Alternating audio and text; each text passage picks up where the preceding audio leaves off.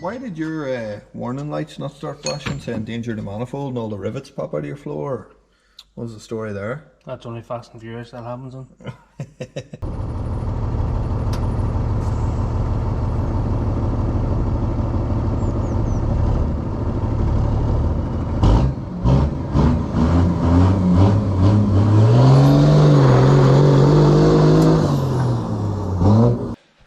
What am I starting this with? Hi guys!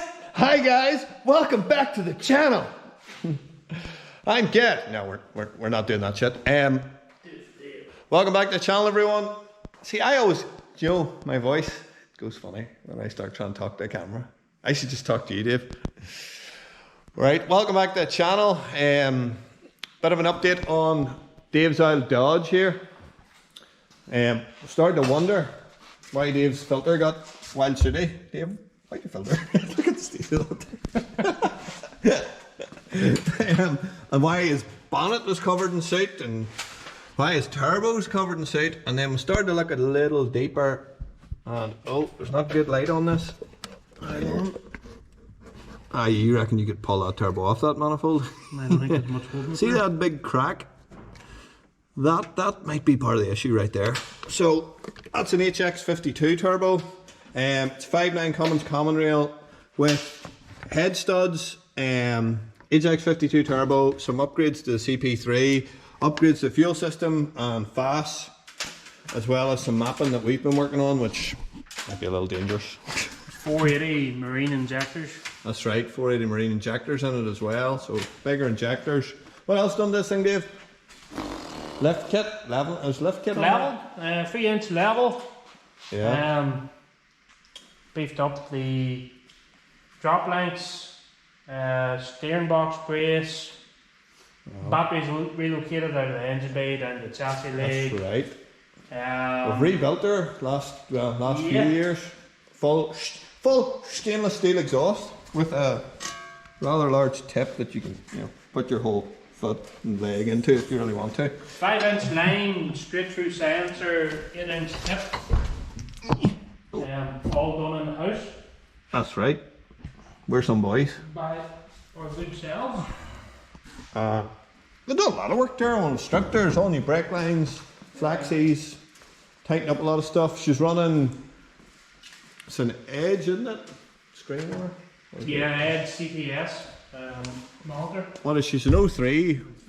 She's an 03 Laramie. Laramie? Sexy yoke. So, with Bilstein shocks all around, all the usual goodies. yeah, and they're 35s, aren't they? Yeah. 12.5, 35s. And the Alcoas, which I quite like. Well, we've been procrastinating on it rightly. We know of this manifold to do. We've also, with the big wheels, we've had scrubbing issues with those. And then we've actually had the front crank dampener come loose. So with that all in mind, we've got a few goodies over here. What do you want to start with, Dave? What do you want to start with? Start with a fluid dampener. 24 valve Cummins fluid dampener. Drill pin kit to replace the dowels. High power kit. How many dials is in your bank at the minute, Dave? One less than there should be. And then this ATS 3-piece manifold, 2nd gen style. We were running just a cheap Chinese 2nd gen, which cracked right about here for some reason. Wonder why that is, Dave. Yeah, so we've got that. 3-piece slip joints should help with a expansion and contraction. Should. Which is getting a bit of boost. Nice big chunky porch, good and heavy. Hopefully that'll last a bit longer than the Chinese one anyway. So that's T4 and we're on the T4i turbo, so I think there's a few mil in it anyway, so rather than butcher this thing, I think we'll ream the turbo holes just a wee bit just to get them in. And I have all new gaskets and all the other stuff to go with that. And last but not least then we've rough country adjustable front control arms. Yes. Trying to get all our front axle jumper right after the 3-inch level. Yeah. We just want to move it forward. Basically, we don't really want to change too much on it, but just move it out of the way of the mud flaps that go with the 35s in the lift. All this stuff comes from Hazleys. Yes, that's right. Your buddies. Fairmount, Ohio. Very thankful for them for organising everything, getting everything shipped over. You really like UPS though?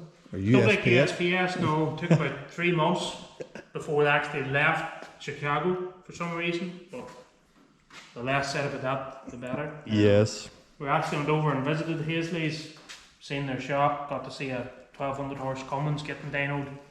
They really looked after us when we were there. So again, big thanks to Paddy and Van and Kurt and all the rest of the gang over there. Well, they're very decent now. And they get you anything you need. Yeah, helped me out a lot. This isn't... I'm actually running a clutch that came from them, South Bend. That's right, there's a Double disc clutch in there. clutch Forgot came about from that. them as well. We put a load of shit in this thing we forgot about. Yeah. Oops, can't swear on YouTube. Oopsie. That's it. Well, we'll get started then. What we're going to do first, manifold. Get stuck in this manifold, get it Yeah, off. we'll get it on, go from there. So we'll start and we'll pull the turbo off, pull the exhaust off. I've already the intake disconnected, we've already the air intake off, so we'll pull the turbo off, pull the exhaust off, pull the manifold off, and yeah, we'll go into a time lapse and yeah, we'll update you when we get a bit further.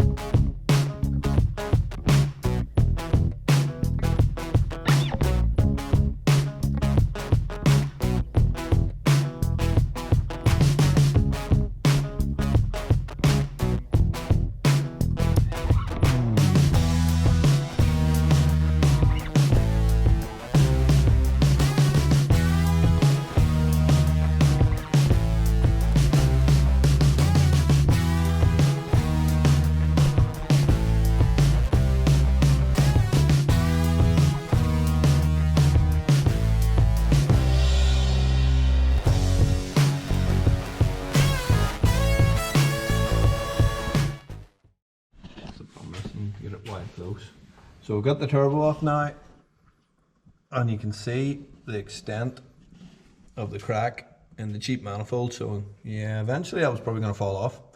You can also see the HX52, it's blasted in suit, but well, it's a, you know, it's only a wee turbo. So I'm going to crack on, get this manifold off now. That's the next job.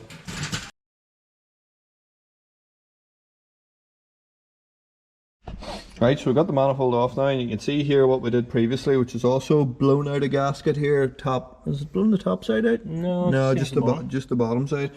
This is T3 manifold, which we've adapted up to T4i, which isn't ideal, but that's what we did at the time. So you can see the crack. Bring the light over that side. That's about, it's probably through a whole bank of 3 there. So it is, it's sort of feathering its way out to here. It's very hard to see, but yeah, it wouldn't be long till that fell off. So glad we're changing this anyway. And hopefully what we put on is going to be better than a cheap Chinese. Dung. I think that was like 80 quid. Yeah, it wasn't here, like. And then stick a whole pile of boost on it and a big heavy turbo and a heavy right foot. See what happens. Right, so we'll get this all pulled apart and changed over now.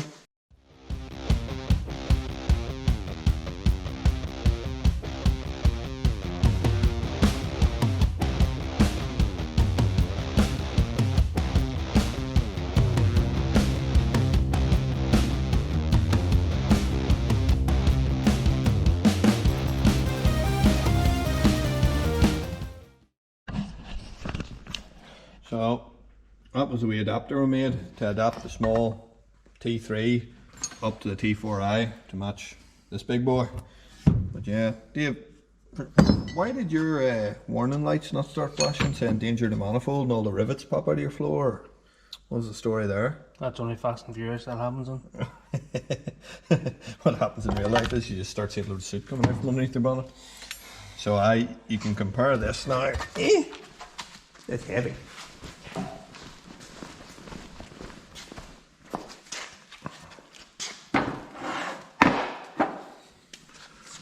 So now you can get a look at the T3 versus the T4. So it's much bigger overall, and obviously the difference between the two manifolds is night and day. One's twice the size and twice the weight. So oh, look at that, back to back. Dave, they're touching flanges. That's probably not allowed on YouTube. But yeah, finger your ports. So hopefully that'll solve some of our problems anyway. Like to think. You have a set of scales. How much that weigh? Probably twice. That's probably twice the weight of the Chinese one. Yeah. Well, hopefully I'll not break this one. How much push you gonna run? All of it.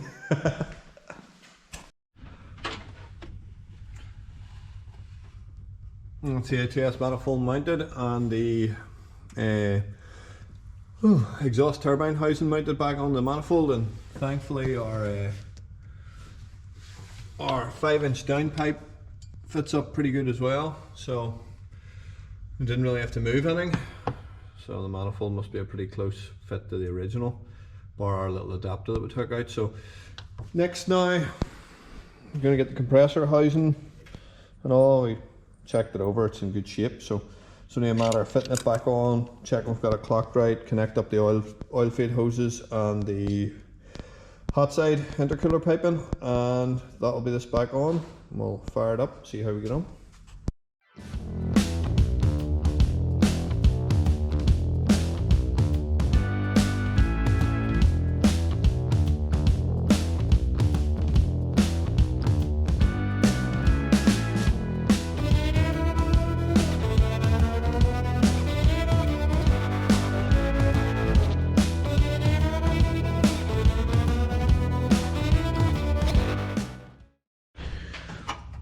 So we've run into our first issue with the rather large turbo and this manifold.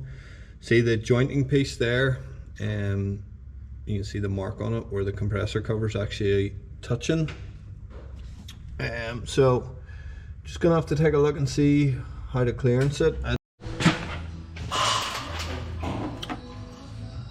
So I'm not sure how much Gareth told you so. Got the ATS manifold on, but we were having a bit of clearance issues. This expansion joint here was hitting the compressor housing of the turbo, so we're going to make up a little spacer. Luckily, Gareth just bought this Bridgeport mill. As you can see, it hasn't even got off the pallet, and I thought I'd use it, make a little spacer.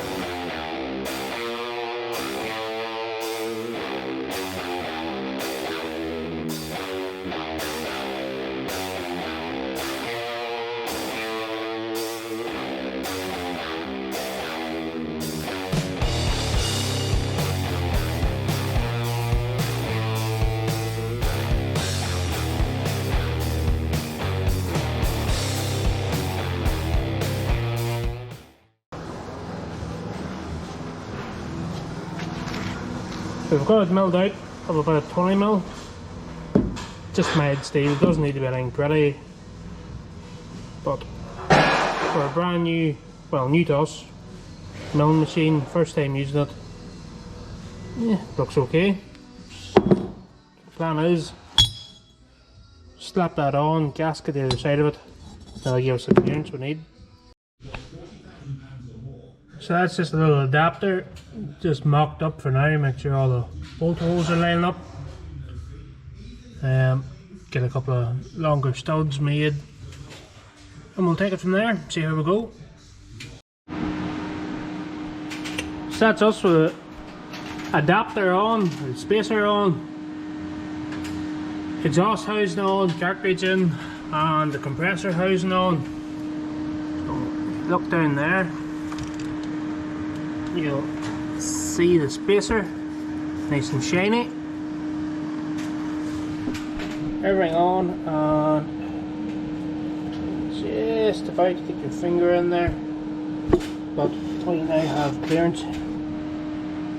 So I would call that good. We'll get our boost pipe back on, get the oil feed back on. Well, prime the turbo up with a bit of oil first of all.